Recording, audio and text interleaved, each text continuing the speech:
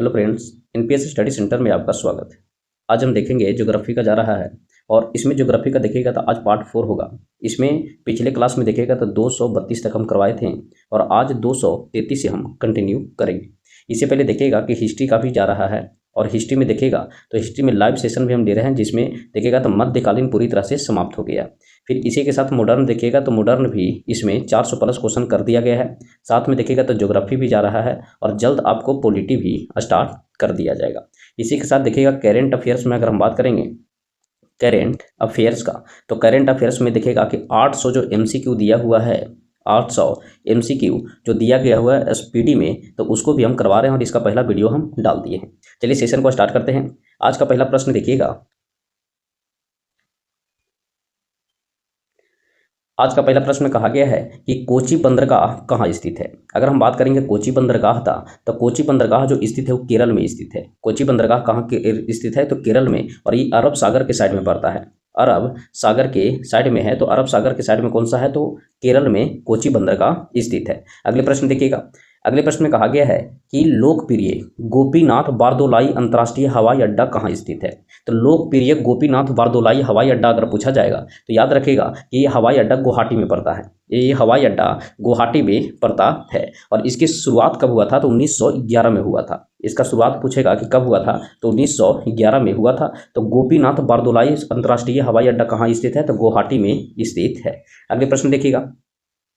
अगले में कहा गया है कि कार्बोट राष्ट्रीय उद्यान, कार्बोनेट राष्ट्रीय उद्यान देखिएगा तो ये कहाँ स्थित है। तो अगर हम बात करेंगे तो ये देखिएगा तो उत्तराखंड में है। जिम कॉर्बेट नेशनल पार्क देखे होंगे तो उसी का नाम है कार्बोट राष्ट्रीय उद्यान। तो ये कहाँ पड़ता है, तो उत्तराखंड में पड़ता है। अगले प्रश्न देखिएगा। अगले प्रश्न में कहा गया है कि नागा अर्जुन सागर बांध किस नदी पर स्थित है। नागा अर्जुन सागर बांध अगर पूछा जाए कि किस नदी पर स्थित है, तो याद रखिएगा कृष्णा नदी पर स्थित है। कृष्णा नदी पर स्थित है। अगले प्रश्न देखेंगे। अगले प्रश्न में कहा गया है, बोला गया है कि मिट्टी जो रेंगूर मृदा के नाम से जानी जाती है। तो मिट्टी जो रेंगूर मृदा के नाम से जानी जाती है उस मिट्टी का नाम बताना है। तो याद रखिएगा कि काली मिट्टी को हम रेंगूर मिट्टी के नाम से भी हम जानते हैं। काली मिट्टी को रेंगूर मृदा के नाम से भी हम जानते हैं, ठीक है। और इसमें देखिएगा कि नाइट्रोजन और फास्फोरस की मात्रा कम होती है। ये भी याद रखिएगा कि इसमें नाइट्रोजन और फास्फोरस की मात्रा कम होती है। नाइट्रोजन और फास्फोरस की मात्रा पूछेगा तो इसमें कम होती है। तो रेंगूर मिट्टी को काली मिट्टी के नाम से जानते हैं और इसमें नाइट्रोजन और फास्फोरस की मात्रा भी कम होती है। अगले प्रश्न देखिएगा। अगले प्रश्न में कहा गया है कि भारत में निम्नलिखित में से कौन सा प्रदेश है जो झूम कृषि के लिए प्रसिद्ध है। झूम कृषि के लिए प्रसिद्ध है, तो झूम कृषि के लिए कौन सा है, तो याद रखिएगा पूर्वोत्तर क्षेत्र है। पूर्वोत्तर क्षेत्र है जो झूम खेती के लिए प्रसिद्ध होता है। झूम खेती के लिए पूर्वोत्तर राज्य या पूर्वोत्तर क्षेत्र प्रसिद्ध होता है। तो राइट आंसर हो जाएगा ऑप्शन नंबर 4 की पूर्वोत्तर क्षेत्र है जो झूम की खेती के लिए प्रसिद्ध है। अगले प्रश्न देखिएगा। अगले में कहा गया है कि शहर जो भारत की सिलिकॉन वैली के नाम से भी जाना जाता है। तो भारत की सिलिकॉन वैली अगर पूछेगा कि सिलिकॉन वैली के नाम से कौन सी शहर जाना जाता है, तो याद रखेगा कि ये हम बेंगलुरु को हम सिलिकॉन वैली के नाम से भी जानते हैं। बेंगलुरु को सिलिकॉन वैली के नाम से जानते हैं। अगले प्रश्न देखिएगा। अगले प्रश्न में कहा गया है, बोला गया कि सिक्किम और चीन किसके माध्यम से एक दूसरे से जुड़ा हुआ है। तो सिक्किम और चीन किसके माध्यम से एक दूसरे से जुड़ा हुआ है, याद रखिएगा नथुला दर्रा। नथुला दर्रा के द्वारा सिक्किम देखिएगा तो सिक्किम और प्लस चाइना जो जुड़ा हुआ है, किससे जुड़ा हुआ है, तो नथुला दर्रा से जुड़ा हुआ है। तो ये भी पॉइंट याद रखिएगा, नथुला दर्रा। अगले प्रश्न देखिएगा।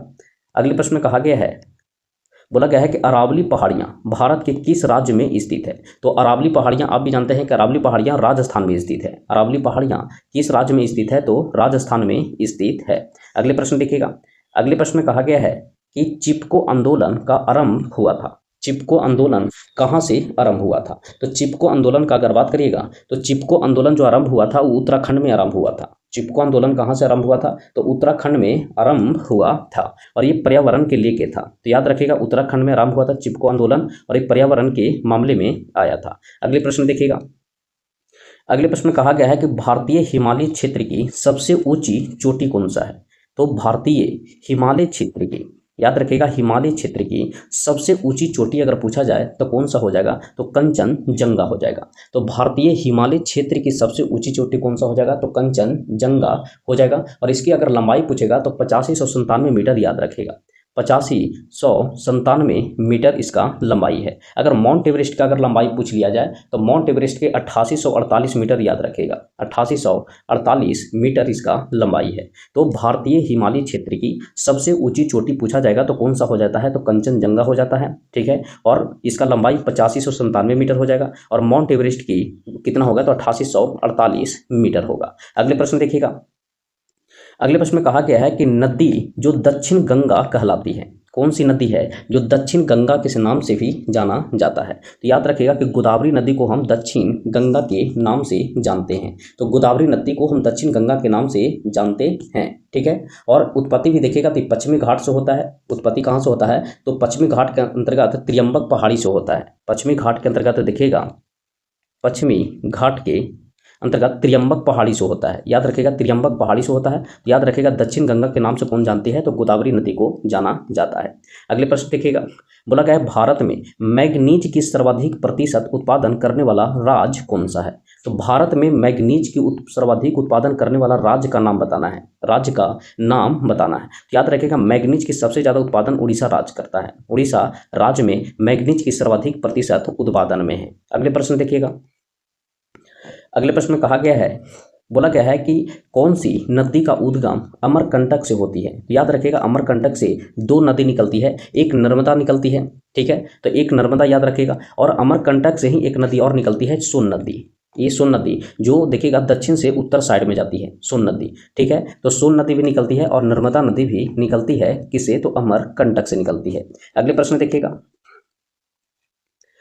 अगले प्रश्न में कहा गया है कि नाथुला पास राज्य में स्थित है। तो नाथुला पूछ ले या जलेपला पूछ ले, तो नाथुला और जलेपला जो स्थित है वो कहाँ स्थित है, तो याद रखिएगा सिक्किम में स्थित है। नाथुला और जलेपला कहाँ स्थित है, तो सिक्किम में स्थित है। तो राइट आंसर हो जाएगा ऑप्शन नंबर 3 हो जाएगा। अगले प्रश्न देखिएगा, अगले प्रश्न में कहा गया है कि डल झील कहाँ स्थित है। डल झील कहाँ स्थित है, तो याद रखिएगा डल झील है जो श्रीनगर में स्थित है। डल झील श्रीनगर में जम्मू कश्मीर में स्थित है। डल झील श्रीनगर जम्मू कश्मीर में स्थित है।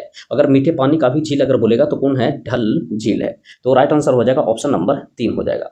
अगले प्रश्न देखिएगा, अगले में कहा गया कौन सा मंडल उत्तर पश्चिम रेलवे का हिस्सा नहीं है। उत्तर पश्चिम रेलवे का हिस्सा नहीं है। तो ये याद रखेगा कि जो कोटा मंडल है ये उत्तर पश्चिम रेलवे का हिस्सा नहीं है। अगले प्रश्न देखिएगा, अगले प्रश्न में कहा गया है कि राज्यों में से किसकी सबसे कम जनसंख्या है। अब राज्यों में से किसकी सबसे कम जनसंख्या अगर पूछा जाए तो याद रखेगा सबसे कम जनसंख्या किसका पड़ जाता है, तो सिक्किम का पड़ जाता है। सबसे कम जनसंख्या किसका है, तो सिक्किम का है। अगर सबसे अधिक पूछा जाए कि सबसे अधिक जनसंख्या किसका है, तो याद रखेगा सबसे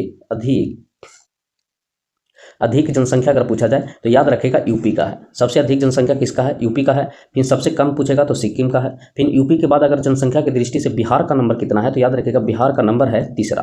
बिहार की जनसंख्या की दृष्टि से कितना पर है, तो तीसरा पर है। अगले प्रश्न देखिएगा, अगले प्रश्न में कहा गया है कि दुधवा नेशनल पार्क कहाँ स्थित है। तो दुधवा नेशनल पार्क उत्तर प्रदेश में स्थित है। तो ये भी पॉइंट याद रखेगा, दुधवा नेशनल पार्क उत्तर प्रदेश में स्थित है।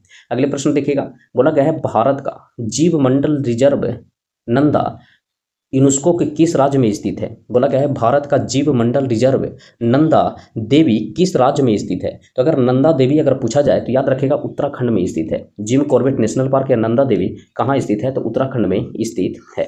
अगले प्रश्न देखिएगा, भारत में तेल की पहली परिष्करणालय स्थापित किया गया था। तो याद रखेगा ये कहाँ स्थापित किया गया था, तो डिगबोई में किया गया था। डिगबोई कहाँ पड़ता है, तो असम में पड़ता है। अगले प्रश्न देखिएगा, बोला गया है कि तटीय मैदानों और उत्तर भारत के मैदानों, तटीय मैदान और उत्तर भारत के मैदान में उत्कृष्ट मृदा है।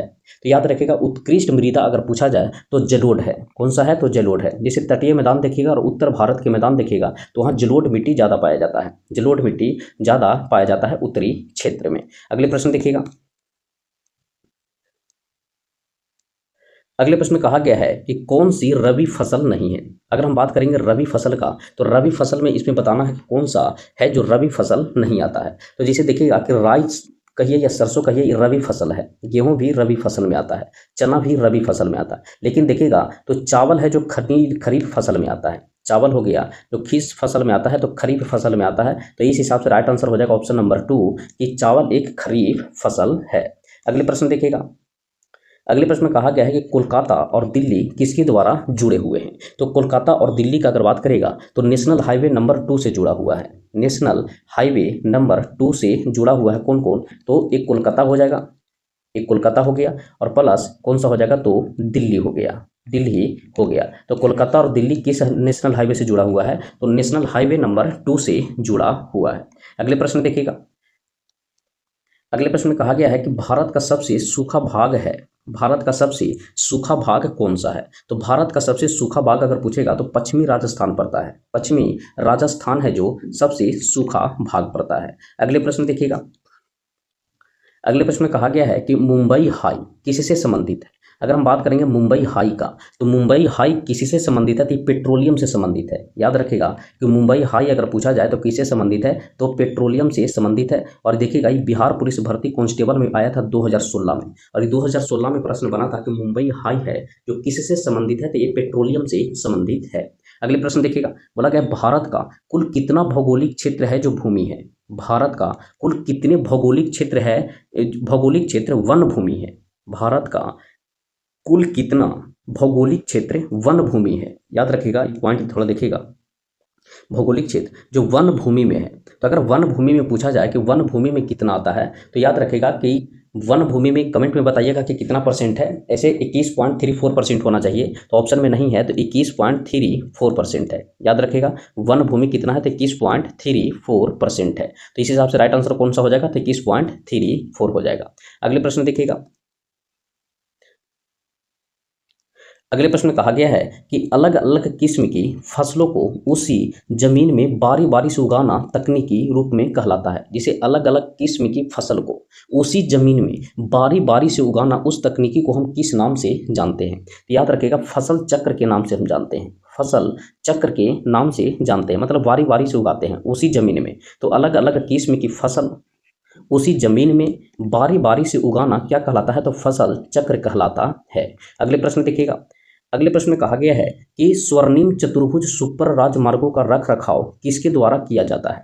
स्वर्णिम चतुर्भुज सुपर राजमार्गों का रख रखाव किसके द्वारा किया जाता है। तो याद रखेगा कि NHAI के द्वारा किया जाता है, NHAI के द्वारा किया जाता है। तो स्वर्णिम चतुर्भुज सुपर राजमार्गों का रख रखाव national highway authority of India के द्वारा रखा जाता है, NHAI के द्वारा रखा जाता है। अगले प्रश्न देखिएगा।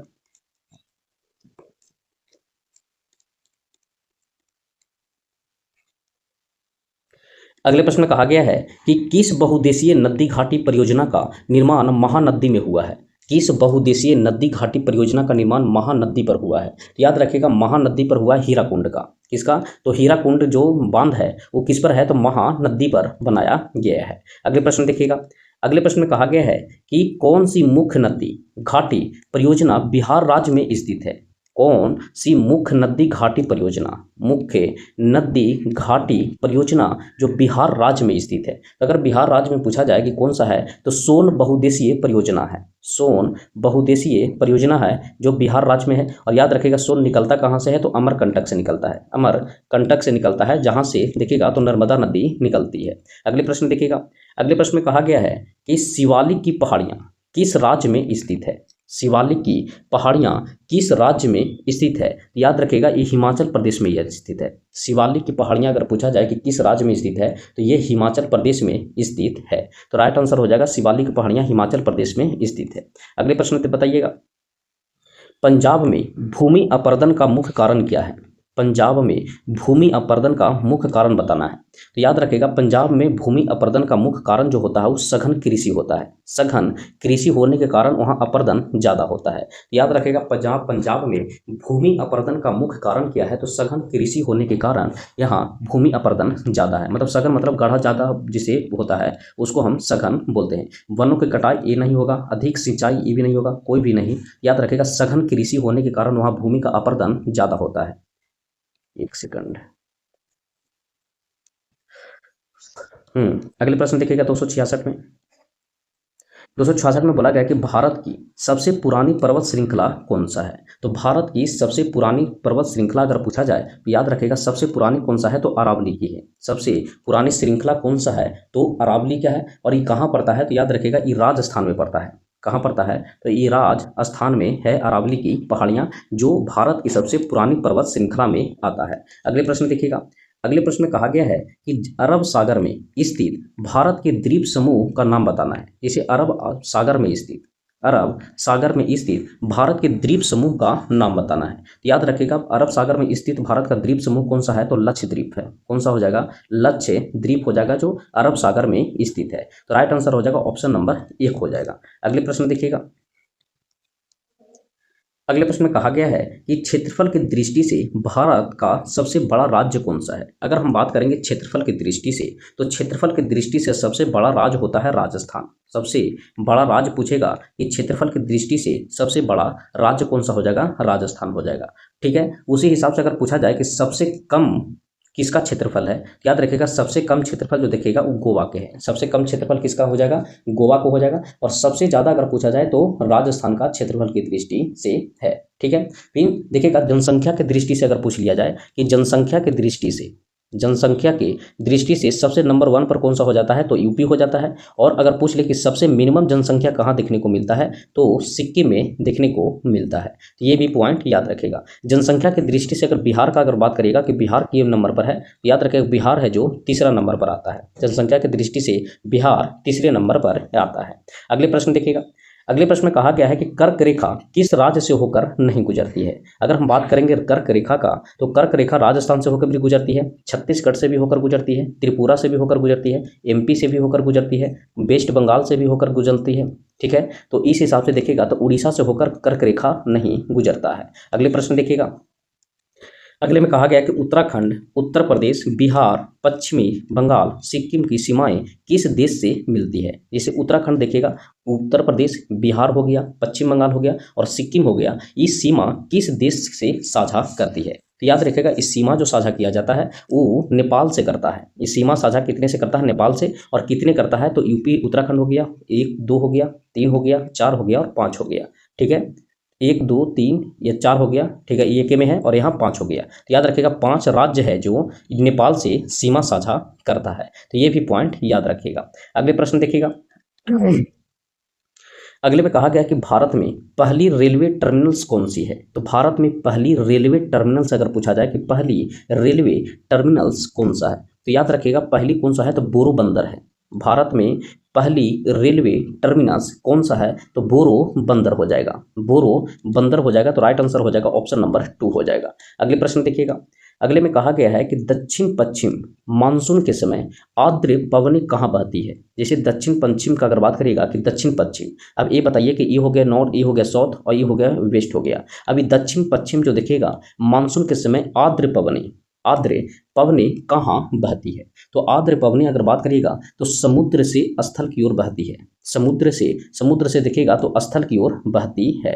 तो समुद्र से स्थल की ओर बहती है। तो राइट आंसर हो जाएगा समुद्र से स्थल की ओर बहती है। कौन सा, तो आर्द्र पवनें। अगले प्रश्न देखिएगा।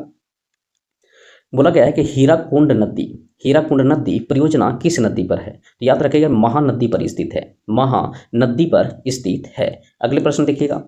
अगले प्रश्न में कहा गया है कि कौन सी 2 नदियां अरब सागर में गिरती है। अरब सागर में गिरती है, उसका 2 नदियां के नाम बताना है।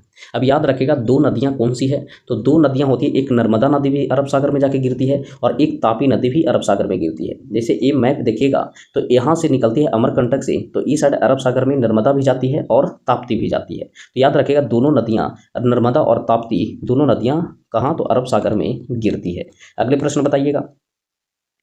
अगले में कहा गया है कि 3 ओर से सागरों से घिरे हुए भूभाग क्या कहा जाता है। जैसे 3 ओर से सागरों से घिरे हुए भूभाग को हम किस नाम से जानते हैं, तो याद रखिएगा 3 ओर से सागरों से घिरे हुए भूभाग को हम प्रायद्वीपीय जानते हैं या प्रायद्वीपीय के नाम से हम जानते हैं। तो तीनों ओर से घिरे हुए भूभाग को हम प्रायद्वीपीय भाग कहते हैं। अगले प्रश्न देखिएगा। बोला भारत में सबसे ज्यादा रबर उत्पादन करने वाला राज्य कौन सा है। भारत में सबसे ज़्यादा रबर उत्पादन करने वाला अगर राज्य पूछा जाए कि कौन सा है, तो याद रखिएगा केरल राज्य है जो सबसे ज़्यादा रबर उत्पादन करता है। केरल राज्य में रबर उत्पादन सबसे ज़्यादा होता है। तो केरल राज्य हो गया रबर उत्पादन में। क्षेत्रफल की दृष्टि से देखिएगा कि क्षेत्रफल की दृष्टि से नंबर 1 पर कौन सा आता है, तो वो हो जाता है राजस्थान। क्षेत्रफल की दृष्टि से अगर बात करिएगा कि बिहार का रैंक कितना है, तो 12 नंबर पर है। बिहार किस नंबर पर है, 12 नंबर पर है। अगले प्रश्न देखिएगा, हिमालय के सबसे दक्षिण भाग को कहा जाता है। तो हिमालय के सबसे दक्षिण भाग को किस नाम से जानते हैं, याद रखिएगा शिवालिक के नाम से जानते हैं। हिमालय के सबसे दक्षिण भाग को किस नाम से जानते हैं, तो शिवालिक के नाम से जानते हैं। अगले प्रश्न देखिएगा, सूची 1 और सूची 2 को मिलान करना है। अब थोड़ा यहाँ मिलान करिएगा सूची 1 और सूची 2 से। अब यहाँ मिलान आसानी से आप कर सकते हैं। इसे यहाँ देखिएगा तो एक देखिएगा कि इंद्रावती बाघ आरक्षित क्षेत्र कहाँ पड़ता है। तो इंद्रावती का अगर बात करेगा तो इंद्रावती कहाँ पड़ता है, तो छत्तीसगढ़ में पड़ता है। फिर पेरियार देखिएगा कि पेरियार कहाँ पड़ता है, तो याद रखिएगा पेरियार जो हो जाता है वो केरला में है। पेरियार कहाँ है, केरला साइलेंट वैली हो गया, पेरियार हो गया। सिमलीपाल का अगर बात करेगा तो सिमलीपाल कहाँ है, तो उड़ीसा में है। सिमलीपाल कहाँ, तो उड़ीसा में। और बांदीपुर पूछेगा कि बांदीपुर कहाँ पड़ता है, तो कर्नाटक में पड़ता है। बांदीपुर कहाँ पड़ता है, तो कर्नाटक में पड़ता है। तो इस हिसाब से इंद्रावती हो गया छत्तीसगढ़, तो 1 का 4 हो गया, तो ये 2 ऑप्शन कट गया। फिर देखिएगा बी का पेरियार हो गया केरल में, तो बी का 3 हो जाएगा, तो बी का 3 हो जाएगा। सी का देखिएगा सिमलीपाल उड़ीसा और बांदीपुर हो गया कहाँ, तो कर्नाटक, तो इस हिसाब से राइट आंसर हो जाएगा ऑप्शन नंबर 3 हो जाएगा। अगले प्रश्न देखिएगा, इसको भी मिलान करना है, मिलान कर दीजिए। जिसे देखिएगा कि एक साइड उद्योग दिया गया है और दूसरा और अवस्थिति दिया गया है। अब इसमें मिलान करना है कि कौन कहाँ है। तो इसमें देखिएगा कि रेलवे उपकरण का अगर बात करेगा कि रेलवे उपकरण कहाँ है, तो याद रखिएगा रेलवे उपकरण भिलाई में। कहाँ स्थित है, भिलाई में स्थित है। फिर मोटर वाहन का अगर बात करेगा तो मोटर वाहन कहाँ है, तो जबलपुर में। मोटर वाहन बोलेगा तो जबलपुर में। पोत निर्माण का अगर बात करेगा तो पोत निर्माण होता है केरल में। पोत निर्माण कहाँ से है, तो केरल से। और साइकिल का अगर बोलेगा तो साइकिल मिलाना है लुधियाना। साइकिल कहाँ हो जाएगा, तो लुधियाना हो जाएगा। तो रेलवे उपकरण अगर पूछा जाए तो भिलाई हो जाएगा। मोटर वाहन पूछा जाए तो जबलपुर हो जाएगा। पोत निर्माण हो गया कोची। और साइकिल निर्माण कहाँ हो गया, तो साइकिल निर्माण लुधियाना हो गया। साइकिल निर्माण कहाँ हो जाएगा, तो लुधियाना हो जाएगा। तो इस हिसाब से इसका राइट आंसर कौन सा हो जाएगा, ऑप्शन नंबर 1 हो जाएगा। अगले प्रश्न देखिएगा,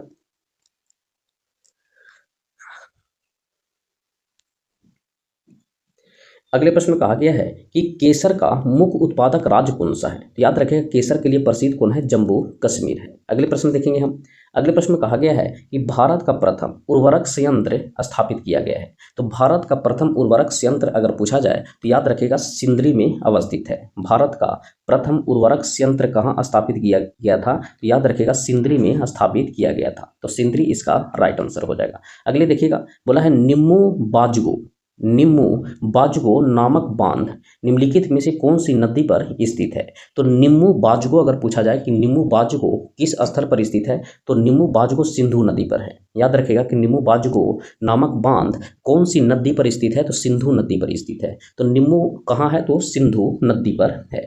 ठीक है। अगले प्रश्न देखिएगा, अगले प्रश्न में कहा गया है कि महात्मा गांधी राष्ट्रीय समुद्री उद्यान कहाँ स्थित है। महात्मा गांधी राष्ट्रीय समुद्री उद्यान कहाँ स्थित है, तो याद रखेगा महात्मा गांधी समुद्री राष्ट्रीय उद्यान अगर पूछा जाए तो ये अंडमान निकोबार द्वीप समूह में स्थित है। तो ये कहाँ पड़ेगा, तो पोर्ट ब्लेयर में पड़ेगा। तो राइट आंसर हो जाएगा कौन सा, पोर्ट ब्लेयर हो जाएगा। तो महात्मा गांधी राष्ट्रीय समुद्री उद्यान पूछा जाए तो कहाँ हो जाएगा, पोर्ट ब्लेयर हो जाएगा। भारत के किस राज्य में सर्वाधिक सिंचाई ट्यूबवेल द्वारा की जाती है। भारत के किस राज्य में सर्वाधिक सिंचाई होता है, जो ट्यूबवेल के द्वारा होता है, ट्यूबवेल के द्वारा होता है। याद रखेगा उत्तर प्रदेश में ज़्यादा होता है, ट्यूबवेल से उपजाऊ होता है। ठीक है। तो सिंचाई सबसे ज़्यादा कहाँ होता है, ट्यूबवेल से, तो उत्तर प्रदेश में होता है। अगले प्रश्न बताइएगा, बोला गया ब्रह्मपुत्र नदी अपने सोर्स या स्रोत से लेकर डेल्टा तक गुजरती है। मतलब ब्रह्मपुत्र नदी है जो अपने स्रोत से लेकर डेल्टा तक गुजरती है। तो बताइएगा कि कहाँ से, तो एक बताइए ब्रह्मपुत्र निकलती है चीन से, भारत में प्रवेश करती है और फिर बांग्लादेश में। ये तीनों से होकर ब्रह्मपुत्र नदी गुजरती है। अगले प्रश्न देखिएगा, अगले प्रश्न का अगर हम बात करेंगे तो इस प्रश्न में कहा गया है कि कौन सा देश भारत की सीमा से नहीं लगता है। अब भारत की सीमा से कौन सा देश नहीं लगता है। अब देखिएगा कि भारत की सीमा से अगर पूछा जाए तो याद रखेगा चीन भी भारत की सीमा से साझा करता है, वर्मा भी करता है भारत की सीमा से साझा, भूटान भी करता है, लेकिन ताइवान देखिएगा तो भारत के साथ सीमा साझा नहीं करता है। ठीक है। भारत के साथ सबसे ज़्यादा लंबा सीमा साझा कौन करता है, तो बांग्लादेश करता है। बांग्लादेश करता है, जो 4096 किलोमीटर 4096 किलोमीटर सबसे लंबा सीमा साझा करता है। अगले प्रश्न देखिएगा। अगले प्रश्न में कहा गया है, बोला गया है कि सर क्रीक विवाद किन दो देशों के बीच है। सर क्रीक विवाद अगर पूछा जाए कि सर क्रीक विवाद किन दो देशों के मध्य है, तो याद रखिएगा सर क्रीक विवाद है जो भारत और पाकिस्तान के मध्य है। भारत और पाकिस्तान के मध्य सर क्रीक विवाद है। ठीक है, तो राइट आंसर हो जाएगा भारत और पाकिस्तान के बीच सर क्रीक विवाद मामला चल रहा है। अगले प्रश्न देखिएगा। अगले प्रश्न में कहा गया है, बोला गया है कि नांगल किसके लिए जाना जाता है। अगर नांगल अगर पूछा जाए कि किसके लिए जाना जाता है, तो याद रखिएगा नांगल होता है जो उर्वरक के लिए प्रसिद्ध है। नांगल किसके लिए जाना जाता है, तो उर्वरक के लिए जाना जाता है। तो राइट आंसर हो जाएगा ऑप्शन नंबर 3 हो जाएगा। अगले प्रश्न बताइएगा। अगले में कहा गया है 2011 की जनगणना के अनुसार भारत निम्नलिखित में से किस राज्य में लिंगानुपात सर्वाधिक रहा है। तो याद रखिएगा कि 2011 की जनगणना के अनुसार अगर लिंगानुपात पूछा जाए कि बताइए कि लिंगानुपात निम्नलिखित ऑप्शन में बताना है, तो निम्नलिखित ऑप्शन में कौन सा है, तो तमिलनाडु का लिंगानुपात ठीक है। ये सबसे क्या है, ठीक है। तो लिंगानुपात किसका हो जाएगा, तमिलनाडु का हो जाएगा। तमिलनाडु का लिंगानुपात ठीक है। ठीक है, उसके बाद अगर हम बात करेंगे कि सबसे नंबर 1 पर कौन है, तो याद रखिएगा सबसे नंबर 1 पर लिंगानुपात में कौन सा हो जाएगा, तो केरला हो जाएगा। कौन सा हो जाएगा, केरला हो जाएगा, जो नंबर 1 पर लिंगानुपात में है। ठीक है, 1084 के साथ है। फिर उसी के साथ देखिएगा तो पुडुचेरी का 1037 हो गया, और सबसे कम लिंगानुपात देखिएगा तो हरियाणा का है। सबसे कम लिंगानुपात किसका है, तो हरियाणा का है। तो ये भी पॉइंट याद रखिएगा कि सबसे कम लिंगानुपात में हरियाणा हो गया, सबसे अधिक लिंगानुपात में किसका हो गया, तो केरल का हो गया, जो 1000 पर 1084 है। फिर तमिलनाडु का अगर पूछ ले कि कितना है, तो याद रखिएगा तमिलनाडु का 996 है। 1000 पर 996 है। तो ये भी पॉइंट याद रखिएगा। ठीक है, अगले प्रश्न चलेंगे। अगले प्रश्न में कहा गया है, बोला गया है भारत में निम्नलिखित में से कौन सा क्षेत्र है जो जैव विविधता का तत्व स्थल है। याद रखिएगा जैव विविधता।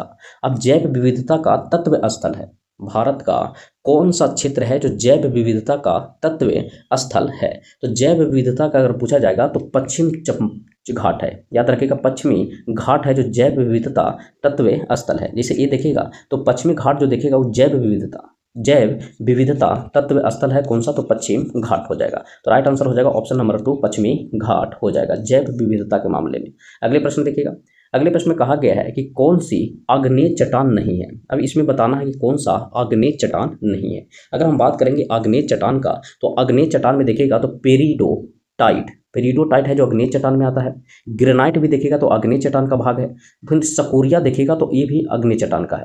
लेकिन सेल देखिएगा तो सेल है जो आग्नेय चट्टान में नहीं आता है। सेल है जो आग्नेय चट्टान में नहीं आता है। तो इस हिसाब से देखिएगा कि सेल को हम किस नाम से जानते हैं, तो सिलेटी पत्थर के नाम से भी जानते हैं। और याद रखिएगा कि अवसादी सेल है। क्या है, तो ये अवसादी सेल है। तो ये भी पॉइंट याद रखिएगा कि क्या है, तो अवसादी सेल है।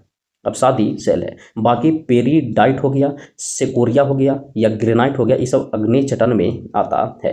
ये पेपर कब बना था, तो 2018 में बिहार दरोगा भर्ती में पूछा गया था। थोड़ा पॉइंट यहाँ ध्यान दीजिएगा कि पूछा गया था बिहार दरोगा भर्ती परीक्षा 2018 में प्रश्न आया था कि कौन सा आग्नेय चट्टान नहीं है। तो याद रखिएगा सेल है जो आग्नेय चट्टान नहीं है। अगले प्रश्न देखिएगा।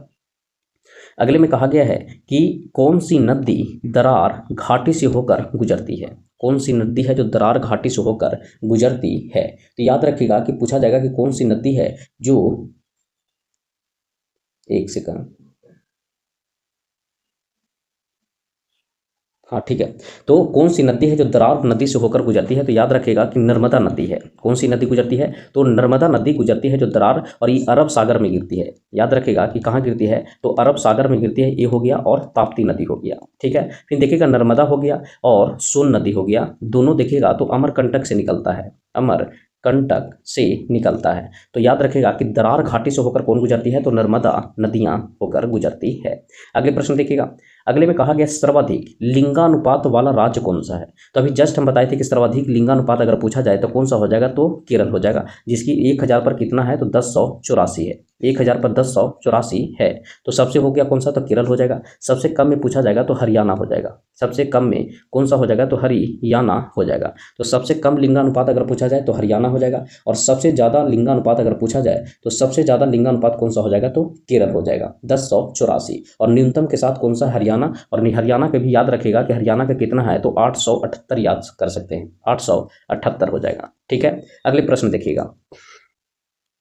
अगले प्रश्न में कहा गया है भारत की सबसे बड़ी सुरंग जवाहर सुरंग यह किस राज्य में स्थित है। तो याद रखिएगा जवाहर सुरंग अगर पूछा जाएगा कि भारत का सबसे बड़ा जवाहर सुरंग कहाँ स्थित है, तो इसकी स्थिति बताना है। तो याद रखिएगा स्थिति इसका कहाँ पड़ता है, तो जम्मू कश्मीर में पड़ता है। कहाँ पड़ता है, जम्मू कश्मीर में। तो भारत की सबसे बड़ी सुरंग जवाहर सुरंग किस राज्य में स्थित है, तो जम्मू कश्मीर में स्थित है। याद रखिएगा जम्मू कश्मीर में जवाहर सुरंग स्थित है, जवाहर सुरंग, जवाहर सुरंग है।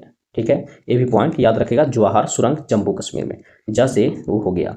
अगले देखिएगा, बोला गया है कि क्षेत्रफल की दृष्टि से बड़ा राज्य कौन सा है। तो अगर हम क्षेत्रफल की दृष्टि से अगर हम बात करेंगे कि सबसे बड़ा राज्य कौन सा है, तो याद रखिएगा क्षेत्रफल की दृष्टि से सबसे बड़ा राज्य कौन सा हो जाता है, तो राजस्थान हो जाता है। क्षेत्रफल की दृष्टि से सबसे बड़ा राज्य पूछेगा तो राजस्थान होता है। और अगर सबसे छोटा राज्य पूछा जाए कि सबसे छोटा क्षेत्रफल की दृष्टि से कौन सा हो जाएगा, तो सबसे छोटा बोलिएगा तो गोवा हो जाएगा। सबसे छोटा कौन सा हो जाएगा, गोवा हो जाएगा। और सबसे बड़ा कौन सा हो जाएगा, राजस्थान हो जाएगा। अगर बिहार का पूछा जाए कि बिहार का रैंक किस में है क्षेत्रफल की दृष्टि से, तो याद रखेगा बिहार का कितने नंबर पर है, 12 नंबर पर है। अगर जनसंख्या में पूछा जाए कि बताइए जनसंख्या में टॉप पर कौन है, तो यूपी हो जाएगा। और सबसे कम अगर पूछा जाएगा कि जनसंख्या में सबसे कम है, तो याद रखिएगा कि सिक्किम हो जाएगा। सबसे कम किसका हो जाएगा, तो सिक्किम का हो जाएगा। इसमें अगर जनसंख्या में अगर बिहार का रैंक पूछा जाए कि जनसंख्या में बिहार का रैंक कितना है, तो याद रखिएगा तीसरा नंबर पर जनसंख्या की दृष्टि से। अगले प्रश्न देखिएगा। अगले प्रश्न में कहा गया है कि दक्षिण में भारतीय सीमा का सबसे अंतिम बिंदु कौन सी है। तो दक्षिण में भारतीय सीमा का सबसे अंतिम बिंदु अगर पूछा जाए, तो याद रखिएगा सबसे अंतिम बिंदु इंदिरा पॉइंट है। ठीक है, सबसे अंतिम बिंदु कौन सा होता है, इंदिरा पॉइंट होता है, जो सबसे दक्षिण में है। सबसे उत्तर में अगर बोलेगा तो उत्तराकोल, इंदिरा कौल है। तो सबसे उत्तर में अगर बोलेगा तो इंदिरा कौल हो गया, और सबसे दक्षिण में बोलेगा तो इंदिरा पॉइंट हो जाएगा। तो इस हिसाब से राइट आंसर हो जाएगा ऑप्शन नंबर 1 हो जाएगा। अगले प्रश्न देखिएगा। अगले में कहा गया है कि निम्नलिखित में से कौन सा व्यक्ति है जो चिपको आंदोलन से जुड़ा हुआ था। तो याद रखिएगा कि चिपको आंदोलन से कौन जुड़ा हुआ था, तो सुंदरलाल बहुगुणा जुड़ा हुआ था। चिपको आंदोलन से कौन जुड़ा हुआ था, तो सुंदरलाल बहुगुणा था। ठीक है, और इसी के साथ देखिएगा कि ये उत्तराखंड के सिरियारा नामक स्थान पर हुआ था। और चिपको आंदोलन एक पर्यावरण रक्षा का आंदोलन था। चिपको आंदोलन क्या था, तो एक पर्यावरण के लिए के मामले में था। याद रखिएगा कि ये किससे था, तो पर्यावरण संरक्षण से था, पर्यावरण संरक्षण से था। और ये कहाँ था, तो उत्तराखंड में। याद रखिएगा कि चिपको आंदोलन का सुंदरलाल बहुगुणा द्वारा चलाया जो गया था वो कहाँ था, तो उत्तराखंड में था। और ये चिपको आंदोलन पर्यावरण रक्षा आंदोलन था, पर्यावरण रक्षा आंदोलन था। तो इस हिसाब से राइट आंसर हो जाएगा कि चिपको आंदोलन किससे था, तो सुंदरलाल बहुगुणा हो जाएगा। अगले प्रश्न देखिएगा। अगले प्रश्न में कहा गया है कि बृहद सिंचाई परियोजना के अंतर्गत आने वाला जमीन का न्यूनतम क्षेत्रफल कितना है। तो बृहद सिंचाई परियोजना के अंतर्गत, याद रखिएगा बृहद सिंचाई परियोजना के अंतर्गत आने वाला जमीन का न्यूनतम क्षेत्रफल कितना है। जमीन का न्यूनतम क्षेत्रफल अगर पूछा जाए कितना है, तो 10,000 हेक्टेयर है। याद रखिएगा 10,000 हेक्टेयर हो जाएगा। तो बृहद सिंचाई परियोजना के अंतर्गत आने वाला जमीन का न्यूनतम क्षेत्रफल कितना होता है, तो 10,000 हेक्टेयर हो जाएगा। पूरा पूरी याद रखिएगा, पूरा पूरी 10,000 हेक्टेयर है जो बृहद सिंचाई परियोजना के अंतर्गत आता है। अगले प्रश्न देखिएगा। अगले में कहा गया है कि 10 लाख से अधिक आबादी वाले किस शहर की जनसंख्या न्यूनतम है। बोला गया है कि 10 लाख से अधिक आबादी वाले किस शहर की जनसंख्या न्यूनतम है। तो याद रखिएगा पटना की जनसंख्या न्यूनतम हो जाएगा। ठीक है, पटना की जनसंख्या शहर के मामले में क्या हो जाएगा, तो 10 लाख में न्यूनतम हो जाएगा। ठीक है, अगले प्रश्न देखिएगा। ये प्रश्न कब आया था, तो 2007 में आया था। अगले प्रश्न देखिएगा। कहा गया है कि विश्व प्रसिद्ध रॉयल बंगाल टाइगर कहाँ स्थित है। तो विश्व प्रसिद्ध रॉयल बंगाल टाइगर का अगर बात करिएगा तो ये कहाँ स्थित है, तो सुंदरबन में स्थित है। कहाँ स्थित है, तो सुंदरबन होता है जो राष्ट्रीय उद्यान है। और ये कहाँ पड़ता है, तो याद रखिएगा पश्चिम बंगाल में है। सुंदरबन राष्ट्रीय उद्यान कहाँ पड़ता है, तो पश्चिम बंगाल वेस्ट बंगाल में है। ठीक है, तो विश्व प्रसिद्ध रॉयल बंगाल टाइगर कहाँ स्थित है, तो ये पश्चिम बंगाल सुंदर राष्ट्रीय उद्यान है, सुंदर वन राष्ट्रीय उद्यान है। तो इस हिसाब से इसका राइट आंसर हो जाएगा ऑप्शन नंबर 1। देखिएगा कि ज्योग्राफी में 300 क्वेश्चन हो गया, करीब इसमें देखने को मिलेगा 900 प्लस क्वेश्चन। तो इस हिसाब से धीरे धीरे हम इसको कंप्लीट करेंगे। और साथ में जो भी पॉलिटी का चाह रहे हैं कि पॉलिटी का जल्द लाइए, तो पॉलिटी का भी जल्द सेशन देखने को मिलेगा, पॉलिटी का भी। ठीक है, अभी फिलहाल चल रहा है हिस्ट्री चल रहा है, उसके बाद ज्योग्राफी चल रहा है। ठीक है, और उसके बाद जल्द पॉलिटी भी देखने को मिलेगा। तो शाम में देखिएगा तो 10:30 पीएम में जरूर जुड़िएगा, क्योंकि इसमें लाइव सेशन लेते हैं। और अभी हम मध्यकालीन समाप्त हुआ है और प्राचीन शुरू होने वाला है। तो प्राचीन जब समाप्त हो जाएगा तो प्राचीन के साथ साथ मॉडर्न भी समाप्त हो जाएगा और पॉलिटी हिस्ट्री का पूरा पार्ट जो ऑल एग्जाम देखेगा बिहार का प्रीवियस पेपर वो समाप्त हो जाएगा। फिर जस्ट हम पॉलिटी शुरू कर देंगे। उसके बाद बिहार का जो स्पेशल बिहार का क्वेश्चन आया वो भी करवा देंगे और साथ में साइंस सेशन भी आपको कंप्लीट करवाएंगे। चलिए ठीक है, सेशन अगर पसंद आया है तो लाइक सब्सक्राइब और कमेंट पर जरूर राय दीजिएगा। इस सेशन देखने के लिए धन्यवाद।